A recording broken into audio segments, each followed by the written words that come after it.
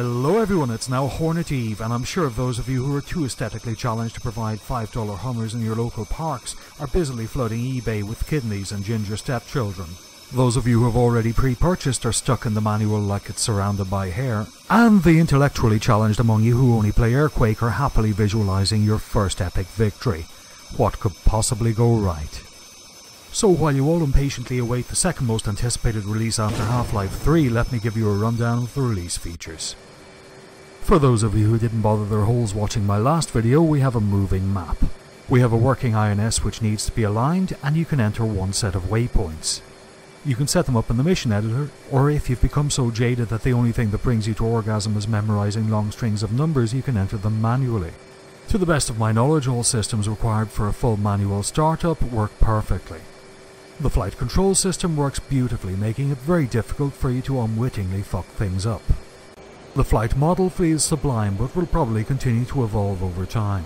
The UFC is well fleshed out and integrates perfectly with the existing systems. The MFDs are fully functional, and the following items are currently available from the support page: HSI, ADI, checklist, FCS, fuel, engine, and the bit is operational as far as the currently online systems are concerned. On the tactical page, early warning, stores, air-to-air radar and heads-up display are either partially or fully functional. As far as I can discern, all autopilot modes are operating as intended. Additionally, TACAN and both radios are working perfectly on preset and manual channels. Carrier launch and recovery are working well and an absolute blast to experience. Auto throttle control is also working as intended. All of the cockpit instruments are fully functional. With regard to air-to-air weapons, the AIM-9 ML and training versions are available. AIM-7 M and F are available. The usual suspects are available when it comes to unguided bombs. It can also currently carry a variety of rockets, including my favourite, the Zumi. On top of that, you've got a 20mm cannon, and fuel tanks are available on 3 stations. The air-to-air radar is quite well fleshed out, but there's a lot more to come. It's currently capable of single-target tracking. The AIM-7 is set to become everybody's favourite missile for a while, but don't forget to run the bit first. Locking up targets is easier than your mum the day before gyro day. Be a considerate pilot and wait until she begs you to shoot.